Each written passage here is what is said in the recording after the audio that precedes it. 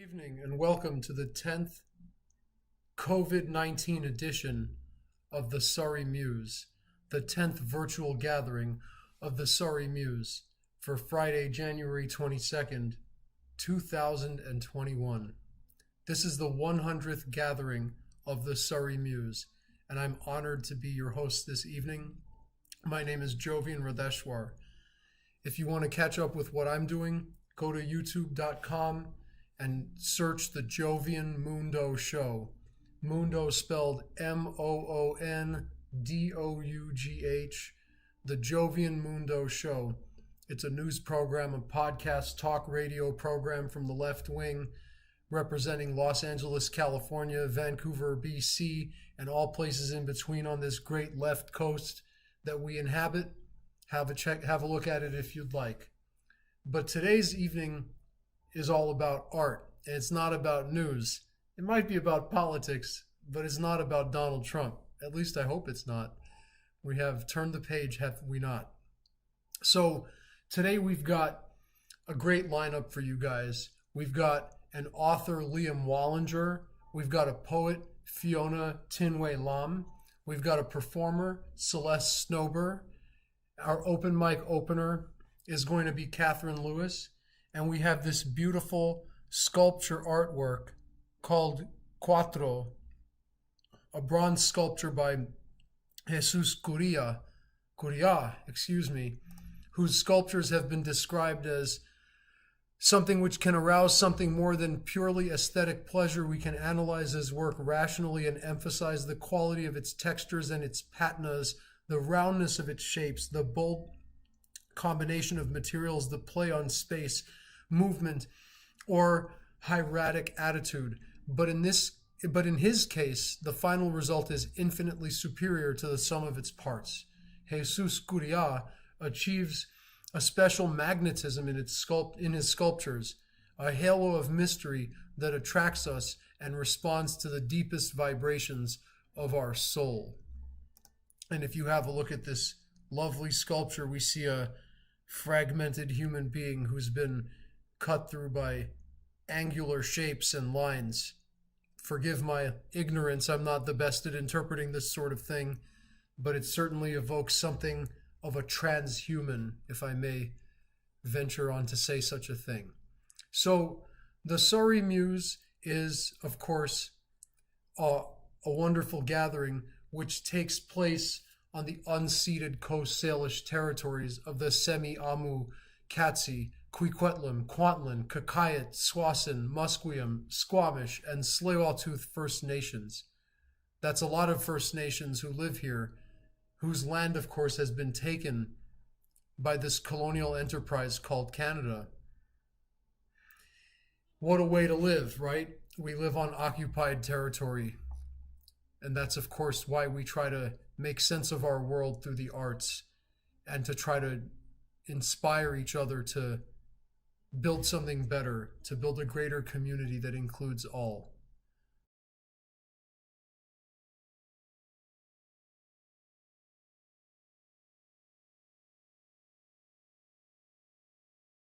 Our first presenter this evening will be Liam Wallinger. Liam is an author, artist, and actor living in Surrey, BC, who has written and self-published several books, including The Mystery of the Jaguar's Eye, The Gospel of Octopus Jesus, and Dink. Originally from a small town on Vancouver Island, and having spent 13 years in the Yukon working in gold prospecting, Wallinger brings his strange experiences and his off-kilter outlook to everything he does. His newest book, The Gravediggers Holiday, how's that for off-kilter, is a gothic tale in the vein of Edgar Allan Poe. You can see Liam in the upcoming film The Right One from Lionsgate Entertainment, or on YouTube where he makes comedic shorts with his wife Maggie under the name Local Idiots Pictures. I love it. What a wonderful name. Liam, I'm going to check out your work thusly. Please, everybody, welcome Liam Wallinger to the Surrey Muse.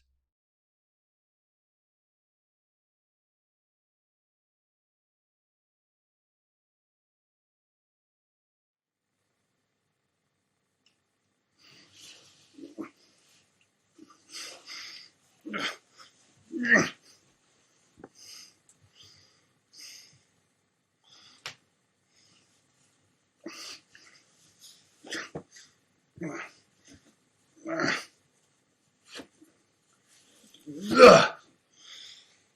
Ugh.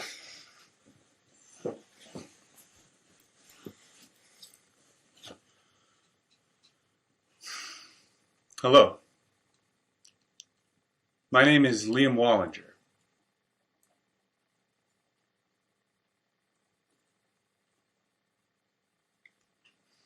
(1869). Cantankerous blood left no mourners. Blood's eyes burned like cigarettes in the darkness as he trudged toward the wooden planks of the unnamed trapper village that had gathered itself around the rusty Mattock Tavern. He saw now oil lamps burning in the tavern's windows, but he didn't run. His pace hadn't changed in 10 days. Blood was not his true name, but it was the name he had earned through malice and violence over many years. On this day, he claimed a new name and a new home for himself. "Blackthorn Mountain," he said, as he slipped his beaver hat off and sidled up to the bar. He dropped a bag of gold on the counter. "I wish to buy it." The tavern's stone walls echoed with the laughter of the other prospectors and fur trappers. Blood dropped another bag of gold on the counter, and a third. The laughter died slowly until Blood dropped the 6th bag of gold onto the little hill that was growing on the counter. "I have many more," he said. "Let it be known to the estate agent and the government man and whoever else needs to know. Cantankerous blood died out there in the snow." The lanterns dimmed as the wicked prospector spoke, as if the oxygen itself were fleeing the room in terror. "My name is Charles Blackthorn." He glared around the bar at the weary faces surrounding him. "And you are all in the shadow of my mountain." The tavern keeper, a man they called the captain, shook his head. The captain was considered an eccentric back in the big cities for his strange choices in attire and flowery manner of speaking, but out among the trappers and prospectors he was a respected member of society. The rusty Mattock provided not just warmth and alcohol, but camaraderie for lonely, hard-working people. His wife, Lyra, had thick gray whiskers on her jaw that made her cheeks look like apples in a basket when she smiled. No, said the captain. "I will not deign to report a message I disagree with, Mr. Blood." The captain put both hands on the counter, on both sides of the little hill of gold sacks. "Someone else will," sneered Blood. "Your fatal flaw, Mr. Captain, is assuming that you are somehow valuable." "I don't even own the rusty Mattock, Blood," said the captain. "I have a handshake land use agreement with the local chief." "I'm not buying the Mattock," said Blood, peering around. "Not today, anyway." "Nobody owns the mountain, Blood," said the captain. "Not even the chief. He calls it where the Thunderbird lands." "They call a lot of things, said Blood, turning to go. "And now what happens then, if we just decide to take your little money?" said the captain, and Blood stopped. He took a deep breath. "There's a lot of us here," said the captain, and the weary trappers and prospectors in the tavern glanced at each other in the lamplight. They were strong men, mostly. A few women, a few others. But mostly strong, and many. What if we take it? What if someone slides a blade between your ribs and makes himself the richest, happiest, most popular man in town? What if one of us really does leave cantankerous blood lying out in the snow?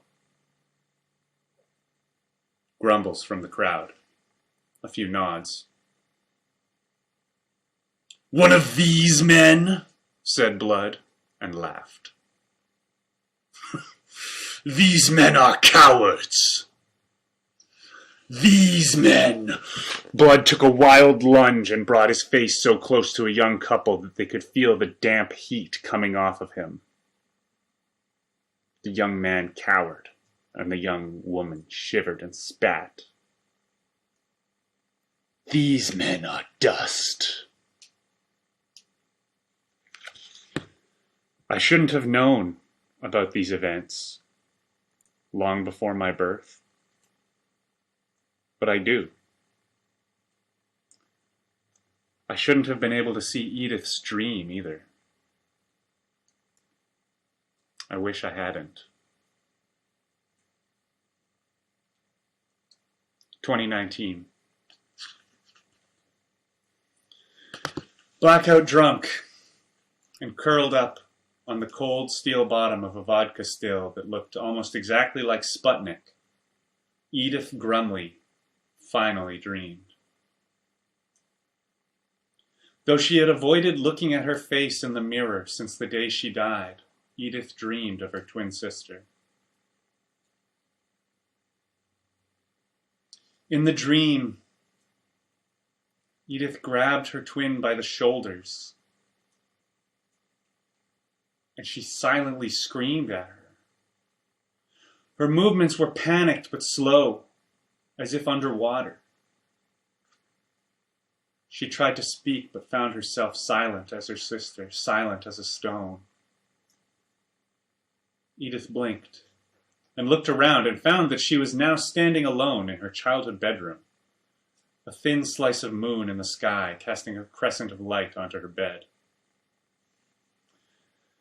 Edith wandered down the hallway, feeling drawn to the stairwell and to the living room downstairs. She heard the hiss of a tube television turn to a dead channel as she descended the staircase. And when she turned the corner, she saw her father, bathed in the pale blue static light, clutching his old firewood axe with both hands.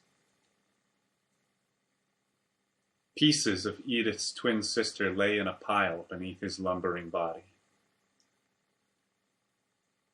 He stepped over Natasha's remains, staring at Edith with a look in his eye like his brain had been set to a dead channel, the foam at the corners of his mouth rising and falling with his breath like a tide crashing through gritted teeth. Edith ran. Though it felt like running through a swamp with weighted vest and backpack full of rocks, Edith ran as hard as she could in the other direction, toward the dresser in her parents' room, where she knew they had a handgun hidden in the sock drawer. Edith swung the bedroom door open and froze. Sitting on top of the dresser, in a puddle of blood, was her mother's head. Edith, of course, woke up screaming, her gravelly voice echoing inside the stainless steel still. She looked down at her clothes, her black jeans, and her ironic t-shirt for the monster truck Gravedigger were completely soaked through with vodka. She looked closer and saw that the vodka was mixed with dye, and her clothes were now stained with bright green spots. Edith groaned as she pulled herself out through the round porthole window of the Sputnik still and lowered herself down to the linoleum floor. Under the fluorescent lights, she could see that her skin had been stained green as well, and uneven, pale blotches on her hands and arms. She blinked hard before looking at a reflection in the side of the still. She wasn't sure if she'd ever feel ready to look at herself again. She stared back at herself with red, bloodshot eyes under a single thick eyebrow grown from pure neglect, a damp mop of matted hair above a green face. Though her heart was still pounding with adrenaline from her dream, and her head was split with a migraine from her hangover, Edith started laughing. She laughed long and hard at her own face, for over 3 full minutes, until she was wiping away tears and clutching at her stomach.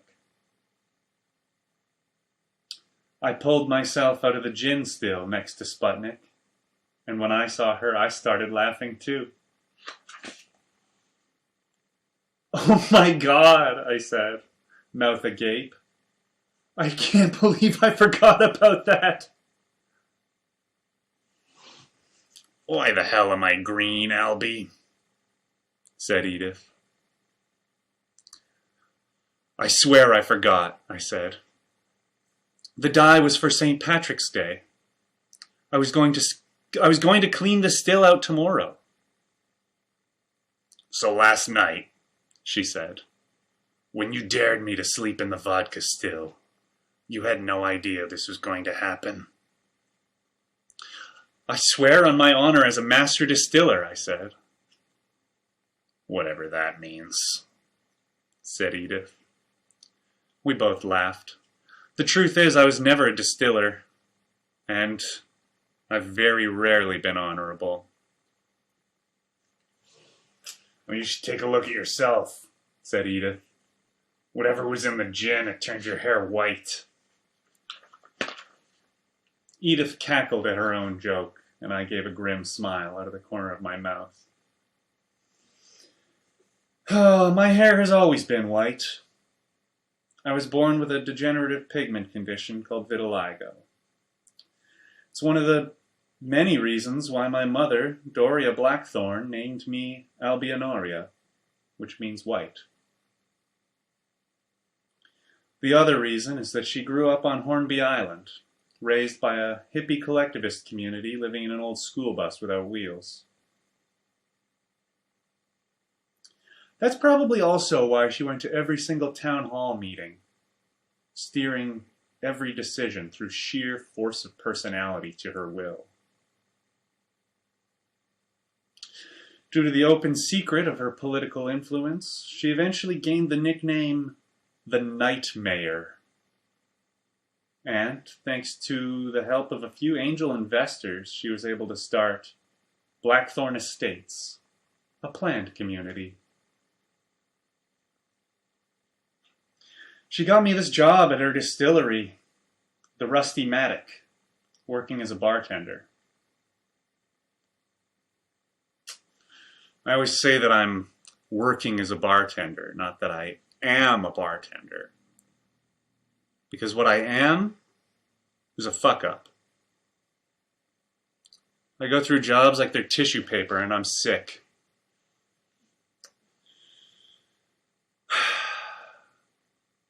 I can't tell if I can't maintain relationships or if I just don't want to. I can't stand most people. But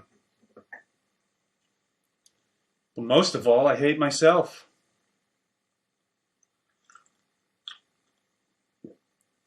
That's why I met Edith in the first place.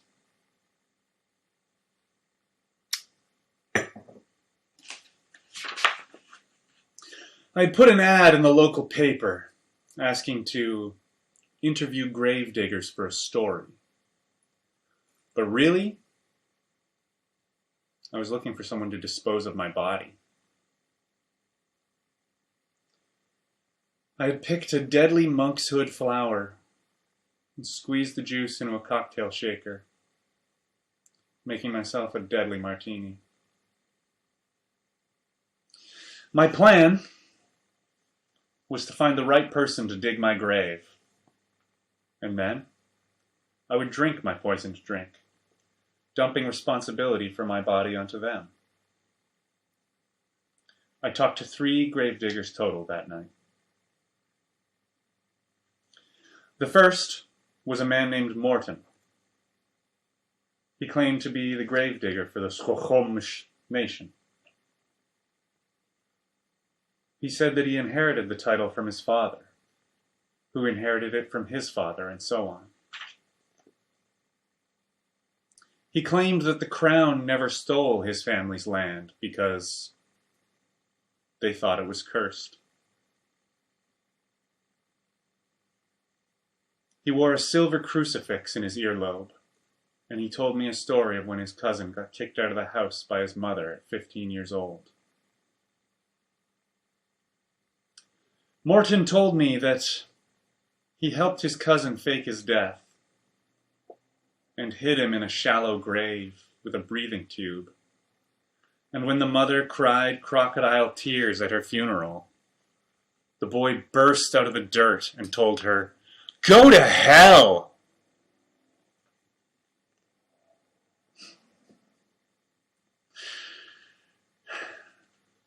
Morton was that rarest of things, a genuinely good person. And he had seen enough pain in his life.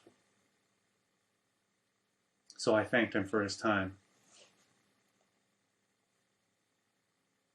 I could not burden him with my body.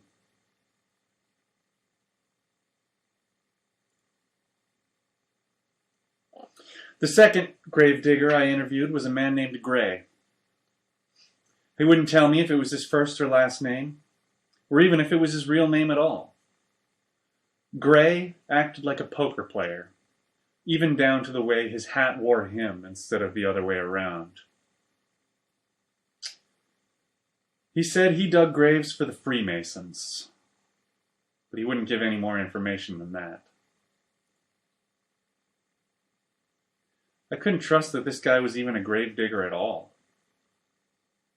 So I thanked him for his time and said goodbye. That's when Edith came stomping into the distillery, smelling like body odor and dirt, her big steel-toe, steel-shank boots tracking graveyard mug onto my mother's rug. She had a singular fat caterpillar of an eyebrow that I'd later learn was due to never looking at her own reflection for more than 5 seconds. This was also why she had leaves in her hair and a generally remarkable neglect for personal hygiene. Before she said anything, I could tell she was perfect for the position. I drank my pale purple poison out of my martini glass, savoring that once-in-a-lifetime flavor. Also known as Venus Chariot or Wolf's Bane, aconitum is a powerful neurotoxin and deadly poisonous. People have died just from touching it. Soon, my brain would shut down, followed by my other organs, and I would die. How soon? I had no idea. I invited Edith in for a drink at the stone bar in front of the distillery, and I put on an old song by the Les Brown Orchestra, The Gravediggers' Holiday. "I like this song," croaked Edith, in the gravelly voice of someone who hasn't talked all day, all week. Edith told me about her first day as a gravedigger. Her mother, her sister, and her father had all died, she'd said, and since she couldn't afford to pay for a burial, she had to dig the graves herself. Not only that, but she had to dig 5 graves for 5 strangers to afford the 3 caskets for her family members. Worst of all, she said, as a gravedigger, Edith was privy to the darkest secret of the funeral industry, hidden, buried in the finest of fine print. Although legally you have to buy a casket to bury someone, you also are not allowed to actually bury that casket.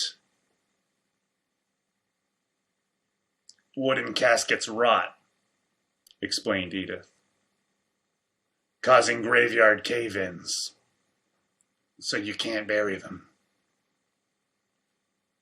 What do you mean? I said. What else do you do with a casket? Edith's expression got very serious, and she leaned forward across the stone bar, gripping her little glass of absinthe between her thumb and forefinger. You put 2 shovelfuls of dirt on it, she said. Then, when the mourners all go home, you have to take the casket out of the hole in the ground. You clean off the coffin and put it back up for sale in the funeral home. The body is put in a concrete box called a grave liner, and the family of the deceased is relieved of tens of thousands of dollars. Good God, I said. That, said Edith, is a matter of opinion.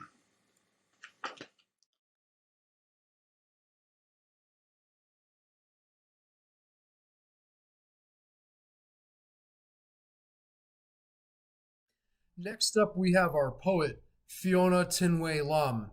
Fiona is a poet, author, and educator. Her publications include poetry books, Odes and Laments, Intimate Distances, which was a finalist for the City of Vancouver Book Award, Enter the Chrysanthemum, and a children's book, The Rainbow Rocket.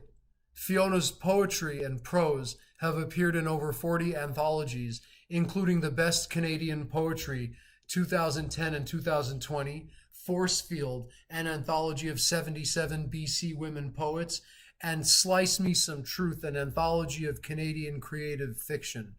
She co-edited the creative nonfiction anthology Double Lives, Writing and Motherhood, and edited the Brightwell, contemporary Canadian poetry about facing cancer.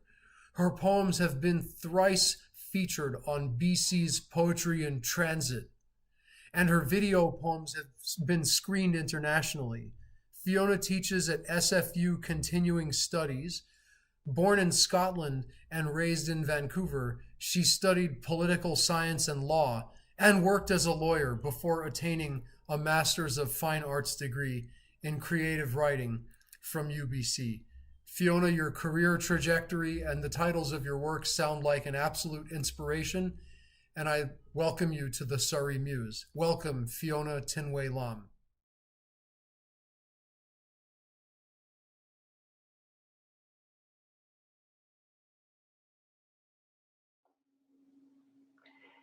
Good evening, everybody.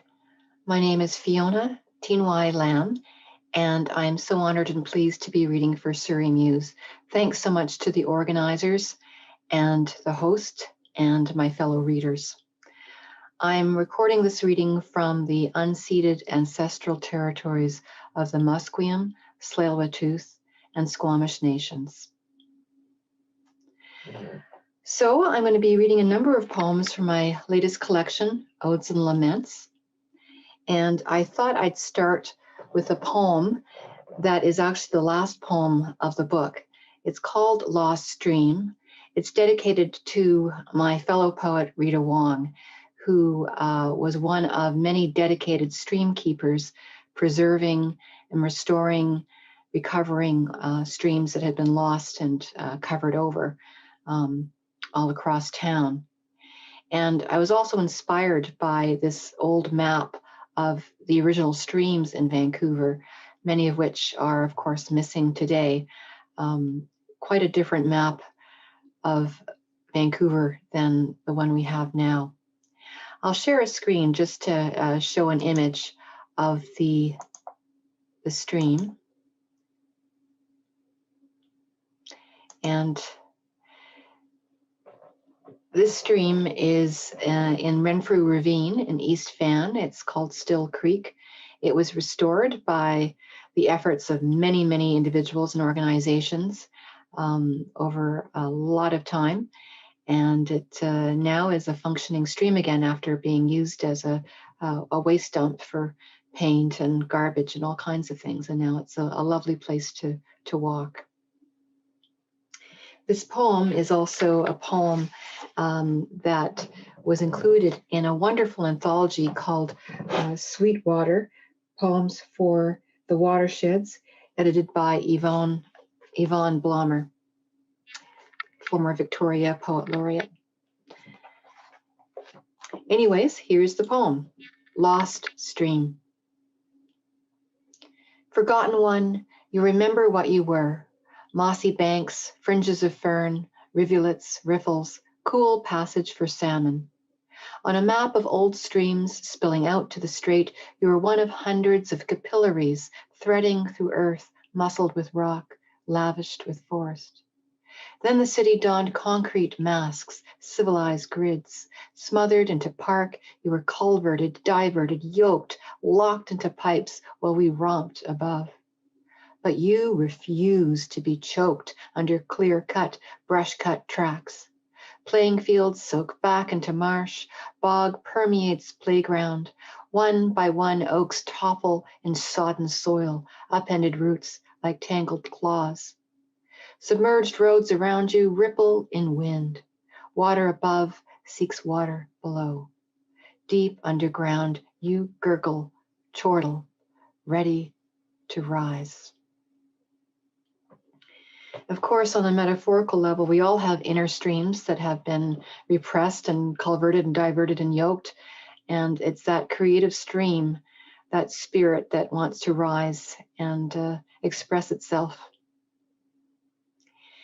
Another poem I want to share with you is about a crow, a very famous crow, Canuck the crow, who has gone missing the past few years. Probably kidnapped. Now, this poem was commissioned as part of a project that paired scientists and poets to write about birds. And I chose to write about the crow because of its wonderful intelligence and humor and rascally nature. Ode to a Crow. Dark star of the show, prankster, terror, tease, bad boy. You ride the SkyTrain for free, dive bomb letter carriers, target cyclists' backpacks between rest stops at McDonald's. Gas caps, cigarette packs, lighters. What's ours is yours, at least for 10 seconds if it's shiny. Peck on Playland cash registers like a pro, snatch tickets at the race course, plunk keys stolen months before on a horse trainer's head. The greatest flap? Upstage the flaming car, the armed suspect, cops with guns. Swoop down, steal the evidence, steal the scene. Cameras rolling, give chase, knife in beak. Then soar into notoriety. CBC, ABC, The Guardian, The Washington Post, YouTube, Eternal, Facebook, and 116,800 followers. Your own hit movie. No lone crow, you adopted a human pal whose caress you'll bear, whose arm you ride with pride. Plus, nightly hangouts with a cawing choir of 6,000 at the Still Creek Rookery. Then you settled down, a wife, a nest, 2 kids to feed, and now to mourn in the cycle of effort and chance. For centuries, your kind observed our foibles, became our fables. Subject of poetic tomes, Battlefield, Death Eater, Hitchcock classic, Apollo's pure white messenger burnt black for uttering truth. But you transcend omen, symbol, metaphor. The world's your game. Sleekly assured, you size us up with a darting glance, a few hops, then off to join those black streams ribboning the sky, wings like satin fans against the dusk.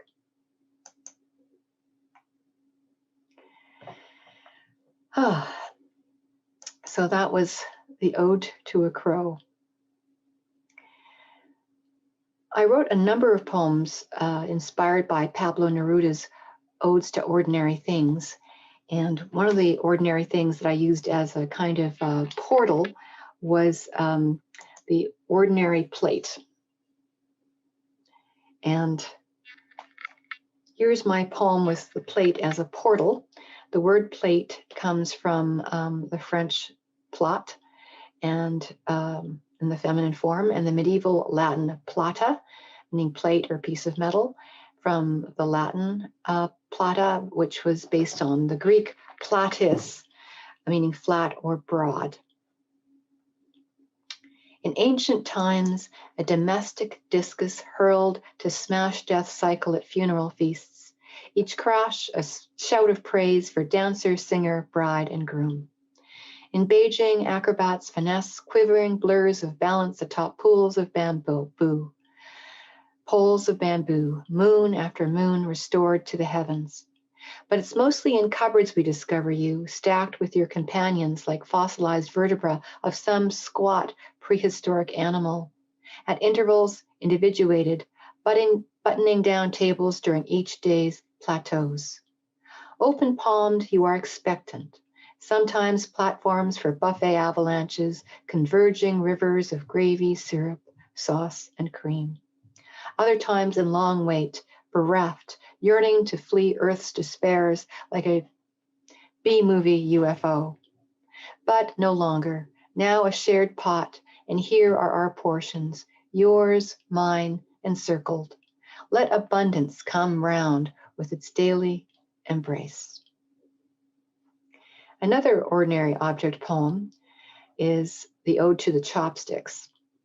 And it was based on my being taught how to use chopsticks properly by my very stern, authoritarian grandfather. Ode to Chopsticks. Grandfather sets down the bowl full of marbles. I pick up the chopsticks and hover, then picture my hand as a heron with a long, long beak plunging down to pluck each orb, lift it through air and held breath in a tremulous trip toward the saucer.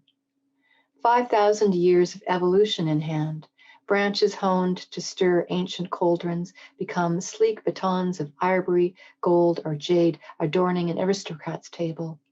With their deft dance and dip more adroit than a fork, twin acrobats poised to hoist choice morsels.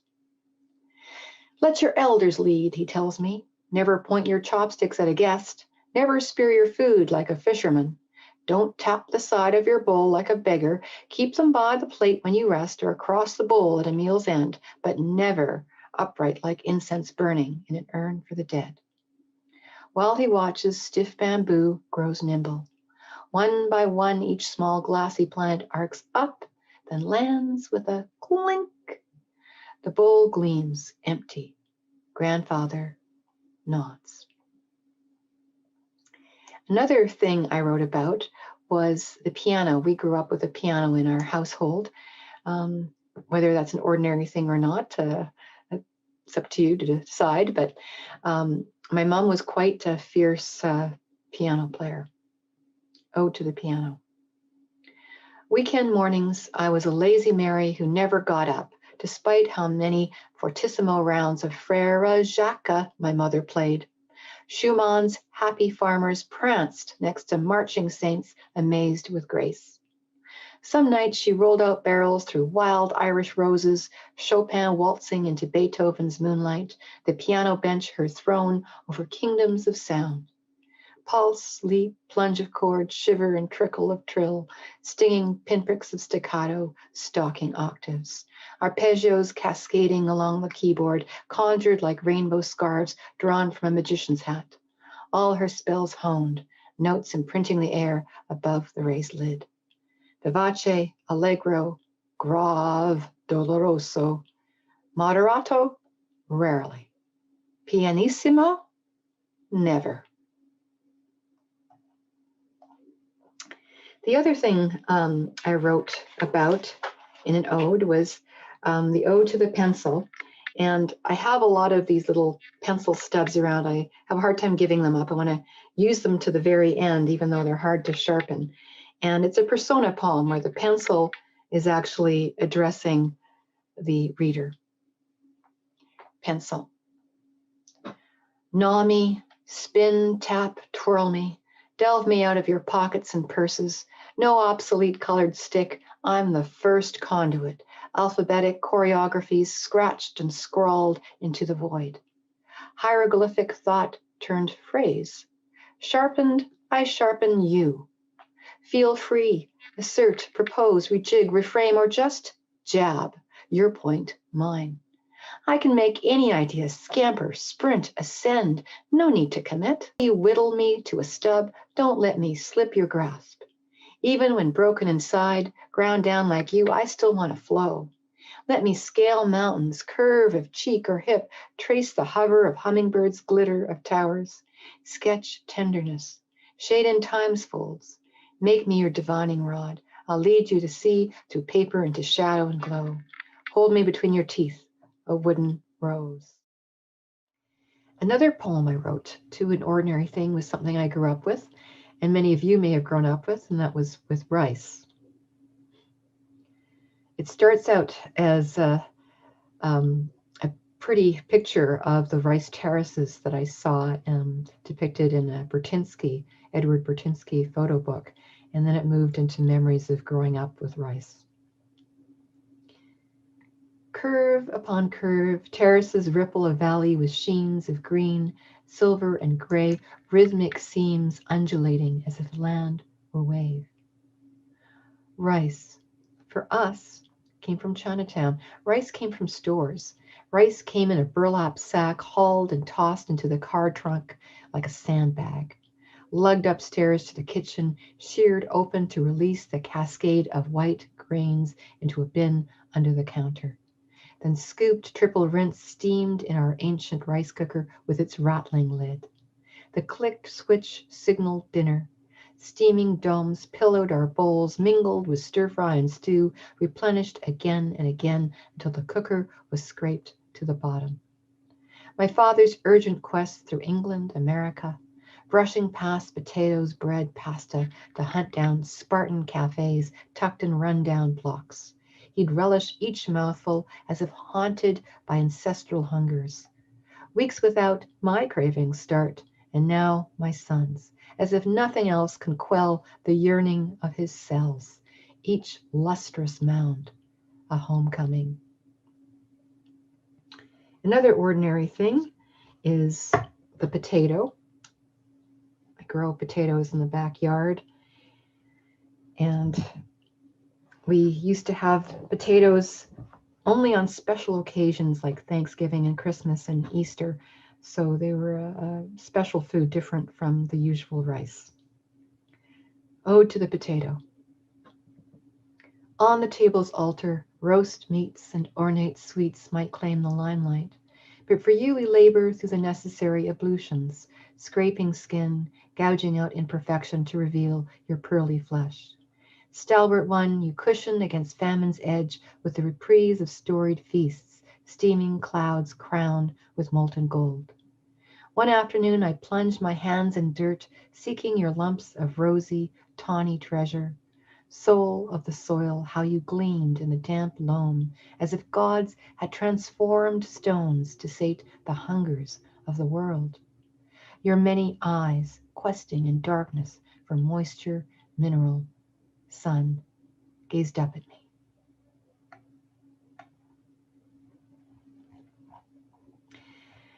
Finally, I'd like to end this reading with two poems that are based on concrete visual poems in my book. I wrote a number of poems about plastic pollution, and they're written in a visual style in varying extents. Concrete poetry started in the 50s and 60s in the 1900s, but really they started way back earlier with George Herbert, Easter Wings, and his poems as one of the metaphysical poets in England, but even earlier with the ancient Romans, and earlier than that with other cultures using the word and art, merging them together in some ways. So some of the poems that I have, like there's one that looks like words broken up in different fonts in the ocean, like microplastic. and the other one's sort of a spiral like the gyres, the great garbage patch in the Pacific. Others are shaped like in a circle there about how we use plastic cutlery and plastic utensils for our picnics and so forth. And there are various other poems that use visual elements in the book. But I thought I'd share how I turned those poems into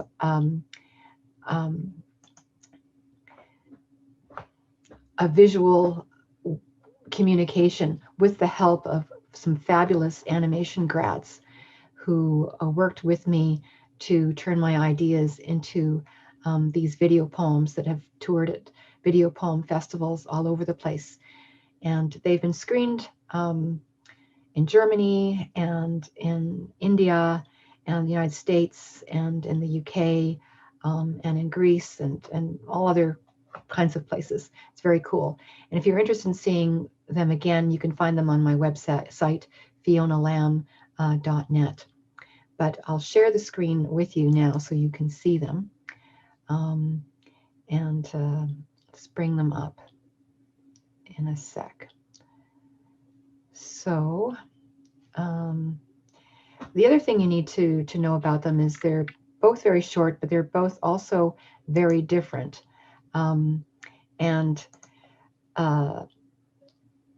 This one I'm going to share right now with you, it doesn't actually have narration. It started out with narration, and then I decided it wasn't really working because it overtook the image. So I wanted something that would be focused on the words on the screen rather than my voice with the sound of water in the background. So the first one here is Plastic Poems.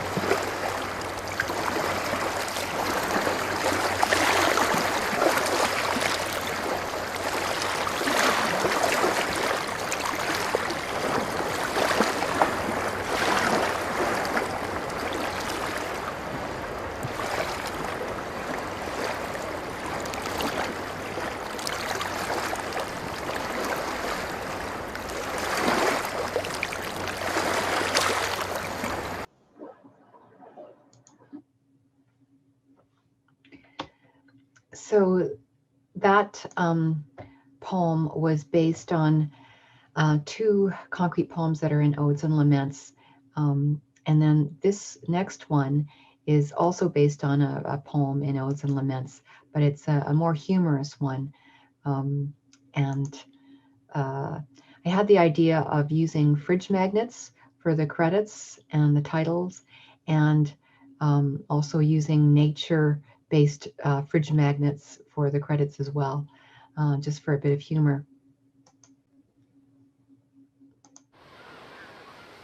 Plasticnik. Open plastic hampers. Pop open plastic lids to plastic clamshells. A convenient feast huddled within.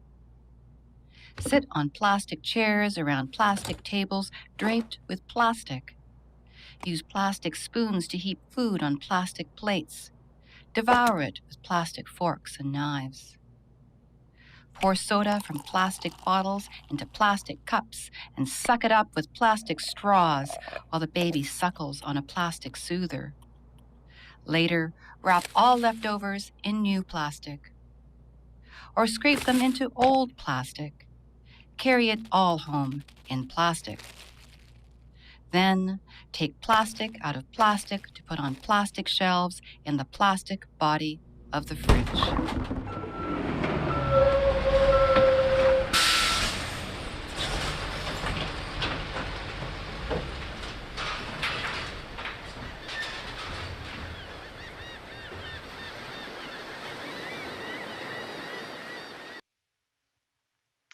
So I hope you enjoyed that one.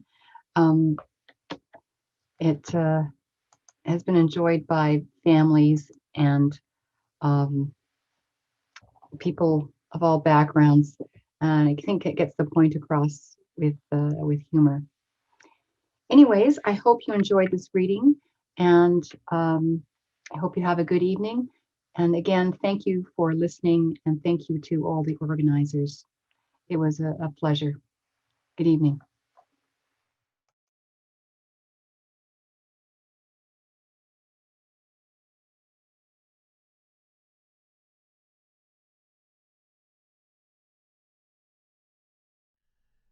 Tonight's main event, tonight's performer, is Celeste Snowber.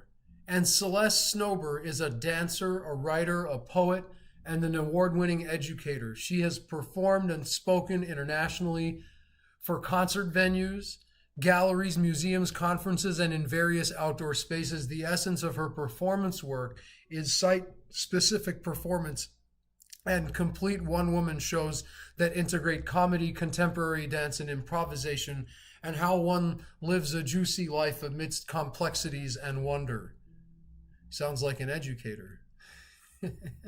Celeste creates performances of dance and poetry in the natural world.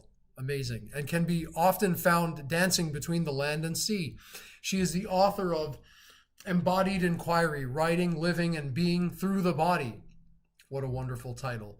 And she has published 3 collections of poetry, where the latest, titled The Marrow of Longing, explores her relationship to Armenian identity. And it is forthcoming in 2021. Celeste is a professor in the Faculty of Education at Simon Fraser University. Big props to Celeste Snowber and her wide range of talents and brilliances. Welcome, Celeste Snowber, to the Surrey Muse.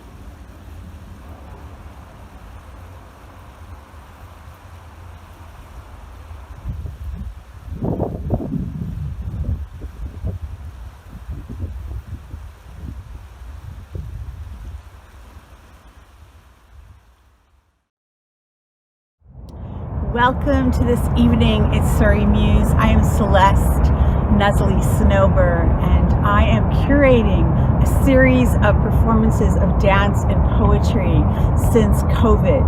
I have been able to take up residence in my own neighborhoods and parks and dance with and in around my natural world of ocean, sea, trees, neighborhoods, and even my kitchen. So I invite you in to this co-creation in these times, and may you enjoy. Everything that was broken has forgotten its brokenness. I live now in a sky house. Through every window, the sun, also your presence, our touching, our stories, earthy and holy both. How can this be? But it is. Every day has something in it whose name is forever.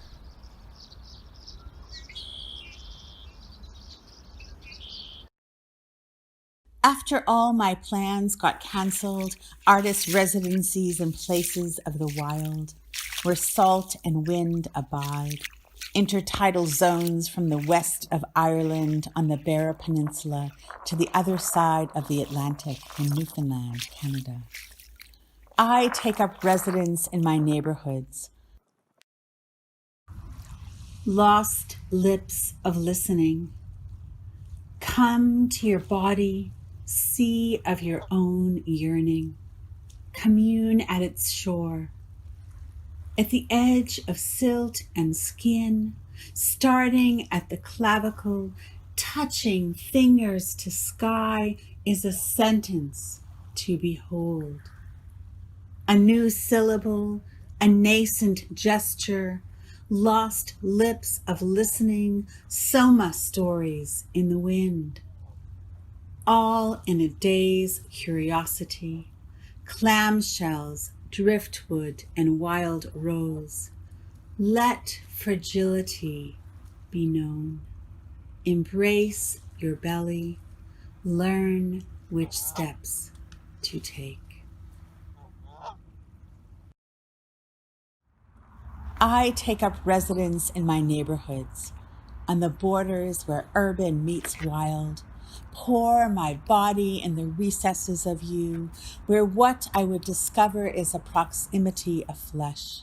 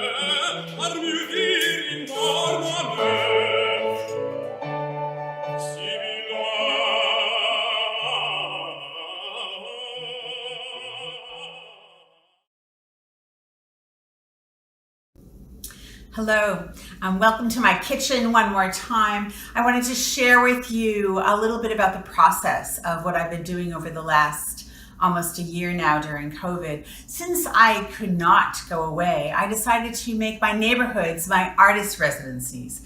And as I walked, I decided to dance, which I do because I do site-specific work. And I intentionally did 1-minute dances, short dances. And here there was an incredible sense of being deeply awake to the creation wherever I was. And that happens spontaneously, and yet in some ways there is an intent to it. And here in the kitchen is where we make food and we make art and we make dance, and love has always imbued my kitchen. And so I wanted to share with you a poem about the kitchen in praise of the kitchen studio. This will be going into my forthcoming book in the spring called The Marrow of Longing, which explores my Armenian identity. And so here we go. In praise of the kitchen studio, she created beauty in strife, aftermath of Armenian genocide, escaped, but the heart does not cease living lament of the forefathers and foremothers, the old country's legacy. At 11, she made paper roses, sold them on the streets in Cambridge, Massachusetts, brought reapings to her family. At 73, the year of her death, after my father died, she was still bringing flowers to life. Nothing could stop living petals being shaped into modern art. Our kitchen was transformed into an art studio.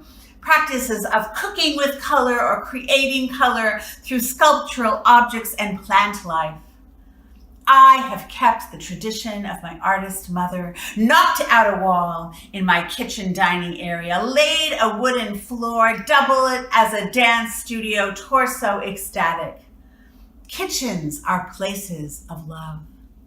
Creating food, art, dance, exchange of heart through flesh, and always there shall be flowers.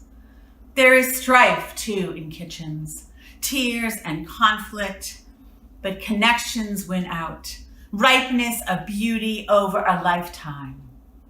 We are made and remade in the kitchen studio, colors of soul and body brought to brilliance in ordinary living.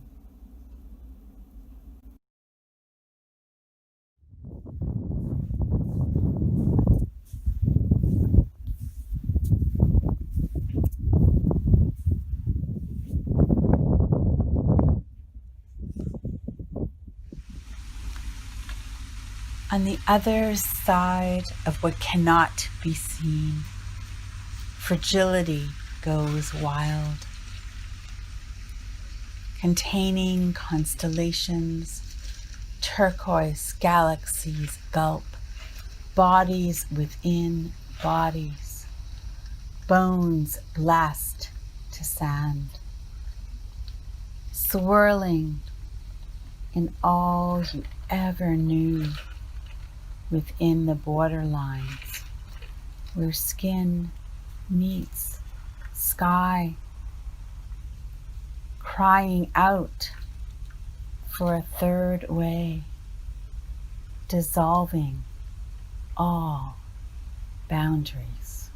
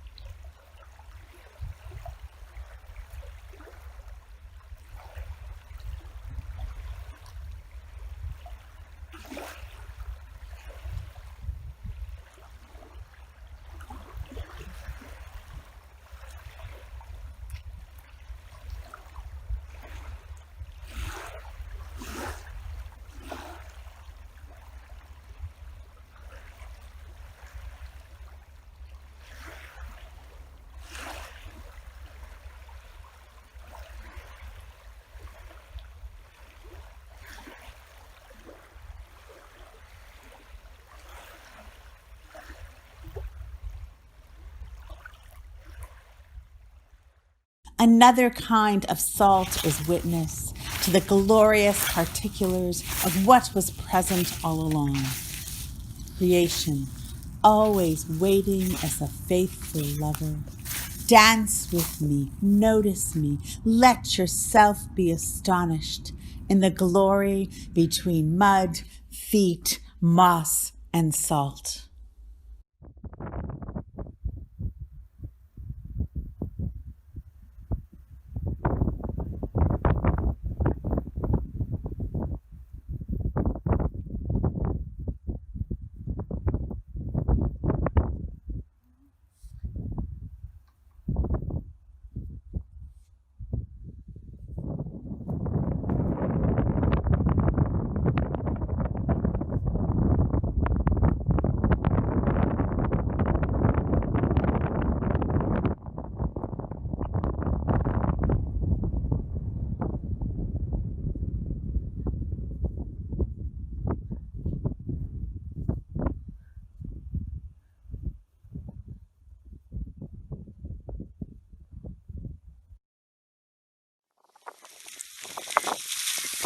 Body Song for Uncertainty. May the plans you cancel return you to another life. The one waiting as a patient lover, wondering when you will arrive to the shore of your inner ocean. In the midst of restrictions, self-isolation, and social distancing, take some ingredients for the journey. Probiotics for the soul, the curiosity of small things, quince and daffodil blooming, sipping tea slowly. The free range of kindness, daily practices of breathing deep, reading poems and calling a friend. Drink in kindness and compassion as you live in a time of not knowing. Become intimate with shadow. Live creatively in dangerous times, alive to what comes, a meditation of wonder, calling you to soften to the unknown.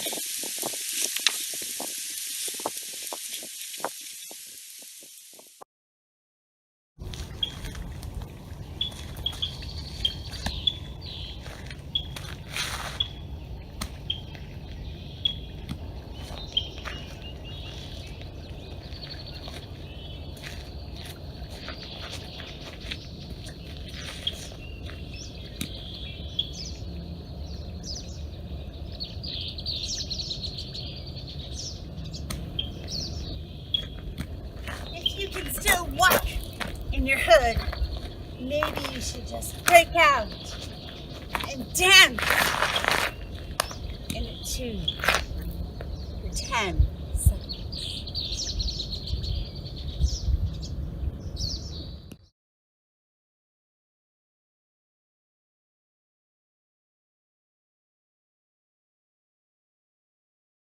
Tonight's opening mic performer is going to be Katherine Lewis. Katherine Lewis is a Chinese-Canadian writer and poet who is a 2019 graduate of the Writers' Studio at SFU and a 2020 graduate of the Vancouver Manuscript Intensive. Her work has been published in Emerge 19, featured on the My Small Press Writing Day blog, and displayed in the Line and Lens photo poetry exhibition. Born in Hong Kong and raised in Canada, Katherine lives in Vancouver on the traditional unceded territories of the Musqueam, Squamish, and Tsleil-Waututh peoples. At this time, she is at work on her memoir. Welcome, everybody, Katherine Lewis to the Surrey Muse.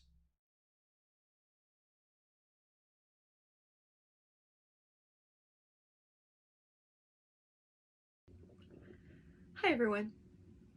First of all, thank you very much to Fauzia for the invitation to participate in this reading series. I'm so delighted to be here for the first time. And tonight, I'm so very honored to be sharing my work alongside Liam, Fiona, Celeste, and Jovian. Special thanks to Fiona, who was one of my very first creative writing instructors. Now, during these times, I'm so incredibly grateful that it's within the arts that each of us can take comfort and find community. As for tonight, I'll be reading an excerpt from a memoir I've been working on. A week or so after the start of my first IVF treatment cycle, I'm in my cubicle at my suburban corporate office one afternoon when my fertility clinic's name flashes on my cell phone's caller ID. Over the phone, the nurse tells me, "Your ovaries aren't responding enough to the medication." She's reviewed my blood work results from my appointment that morning. "The doctor's doubling your daily medication dosage," she says. "The standard dosage of fertility drugs for someone my age isn't working well enough." As I pace an empty meeting room, I sigh. It's our second year of trying, our first year at the fertility clinic. And so, at the clinic this week, I swipe my credit card yet again, picking up more frequent flyer points and syringes and vials to inject myself with. Normally, I feel faint at the sight of a paper cut. How the heck have I been sticking myself with needles? Somehow, for the past week, I've managed. Each time I hold the syringe, it's only by visualizing how cute our kids would be, by picturing their soft, sweet, smiling faces, that I conjure up the courage to stab myself in the belly with the syringe's slim needle, pushing the plunger down swiftly to get over with as quickly as possible, feeling the cold liquid enter my insides, holding my breath until I pull the needle out, not even caring that I'll have a bruise on my belly for weeks. In another week or so, it should be time. Once I've grown enough eggs to a decent size, one of the clinic's several doctors will knock me out one morning and surgically retrieve my eggs. The lab techs will combine them with my husband's morning contribution in a petri dish for the actual in vitro part. Before I wake up in the recovery room that afternoon as my husband holds my hand, before he drives his groggy wife back home, before a clinician deposits a fertilized egg or two back into me at some subsequent appointment. Once I've grown enough eggs, that is. At the clinic ultrasound 2 weeks into the cycle, I lie in stirrups on a plushly upholstered exam table, its cold translucent paper crinkling under my back. As I grip my husband's hand, we watch the wall-mounted black and white display screen while a young doctor counts and measures my ovarian follicles. On screen, each follicle just looks like an air bubble.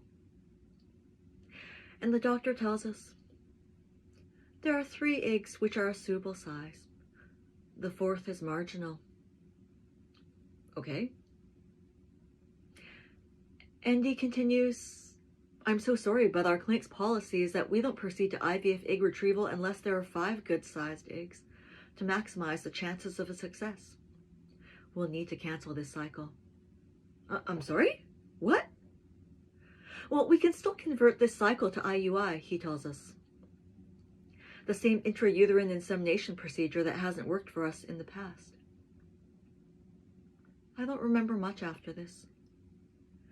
This month, they already jacked me up to a high dosage of medication for someone my age. And it still didn't work. Oh my God. I can't remember where I hear the term poor responder. Perhaps at the clinic. Perhaps from Google. For despite my flat abs, my wrinkle-free face, and my lack of gray hair, my ovaries are aging faster than the rest of me. Premature ovarian aging, diminished ovarian reserve. This weekend, 3 months before my 37th birthday, I lie in bed all day, not even tossing or turning, but just staring up at the ceiling, immobilized, into shock. My mind is the most blank it's ever been in my entire life. I am so far past being upset that I am not even capable of sobbing. For the first time in my life, I can no longer see the future. I can no longer imagine what it looks like. Until now, it had never truly occurred to me that we might not be able to have children. I don't remember the insemination that follows, but every morning afterwards I pee on the home pregnancy tests, expecting the same result as every other insemination that's already failed us in the past. According to my diary, it's on day 11 after this October insemination that I see the dark line of a positive home pregnancy test for the first time in my life. The next day, the line grows darker, and then the next. "Are you happy, hon?" I ask my husband, beaming. "I'll be happy when we're sure," he says. By the time the blood test is done at day 17, I'm certain I'm pregnant. My elation is mixed with terror. What do I know about motherhood? Babies? Not much. But this I do know. I'll love this child more than anything. Infertility seems behind me as pregnancy takes over. At lunch in my corporate office's coffee room every day that month, I secretly stare at the what to expect app on my phone. Daily progress on exactly how big my baby is, though it's merely a speck of cells right now. But each day, I keep visualizing that my baby will soon be the size of a peanut, then a golf ball, then a 7-pound wonder. At month's end, I stare outside. Neighborhood parents are walking costumed trick-or-treaters door to door. At our dining table, I flip through the costume store's flyer, trying to pick out an infant costume to buy next year. Though the baby will be too young for trick-or-treating, I'll still take tons of photos, just like the photos my friends have been posting online for years. The following Saturday, I'm at the dining table reading the paper after dinner as my husband watches TV when light cramping begins. As if it's that time of the month. Except it isn't supposed to be that time of the month for many more months, until I'm done breastfeeding. These twinges feel wrong. Different. "Honey, if my cramps don't stop, I think we should go to the hospital." That night, I fall asleep while lying on the cold metal exam table in the Vancouver General Emergency Room. My husband has slumped his arms and head onto my exam table, falling asleep next to me, while still seated on the backless stool that won't stop rolling around. The following afternoon, as I lie on the cold metal exam table upstairs, a radiologist administers an ultrasound. He asks me, "So you're due for an ultrasound at your fertility clinic?" And I tell him, "My first pregnancy ultrasound's in a few days." And he asks me the date of my insemination. I ask him, "Can you tell me if things are okay?" He says, "I recommend you go to the ultrasound at your clinic and see." A few days later, I lie on a soft upholstered table at my fertility clinic, as my husband holds my hand, as we watch the ultrasound's on-screen display of black and white shapes I don't recognize. I've never even met today's young doctor before. Then the doctor tells us, unfortunately, the growth is behind schedule. You should be at the 7-week growth mark, but things are only at the 6-week mark. My baby will catch up, right? And the doctor continues, "I'm so sorry to have to tell you this, but this pregnancy isn't viable. You'll miscarry within the next week or so." Silence. By the way, here's the heartbeat. Everyone, thank you so much for listening tonight. It's been such an honor to read for all of you. Thank you again.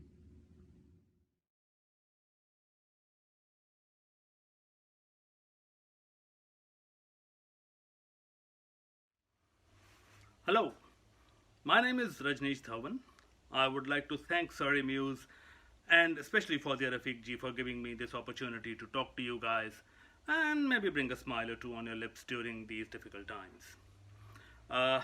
I live in Chilliwack, BC, and if you guys don't know about Chilliwack, well, it's the last bastion of white privilege in the Fraser Valley. Beyond that, there's only hope. Let me tell you a few things about myself. I landed in Canada in 2009, and right now I teach English at University of Fraser Valley. Yeah, I'm a brown guy from India who teaches English to white people in Canada. So when I landed in 2009, everybody advised me that I should move to Surrey. If there's anyone who doesn't know about Surrey, Surrey is a place in Western Canada where there's a large Indian population. So everyone was like, you should move to Surrey, you should move to Surrey. I was like, why? Oh, you won't get a lot of culture shock because there are a lot of Indian people there. Now, this wasn't the first time I'd heard the phrase culture shock. When I got my visa, Canadian government sent me a lot of information about how to deal with my life in Canada. And one of the segments there was how to deal with culture shock. And one of the sub-segments was that Canadians are not afraid of public display of affection. So you might find two people kissing each other publicly, and since you come from a conservative culture, India, you might be offended by it. First of all, Canadian government, I come from a culture that gave the world Kama Sutra. And secondly, I will see two white people kissing and I'll be offended. That's not culture shock, that's free porn. And I know that this is 21st century and porn is free, but I'm an 80s scared man. In our days, watching porn was like undertaking a military operation. It required careful planning, proper execution, and safe and spotless evacuation. And I'm an 80s kid from India. In our days, even kissing scenes were banned in Bollywood movies. You know, this is how a typical Bollywood movie kissing scene or romantic scene would go in the 80s and in early 90s. Oh, hey Anita, I love you. मैं तुम्हें बहुत प्यार करता हूँ. And the girl is saying, I love you too, Ramesh. मुझे अपनी बाहों में भर लो.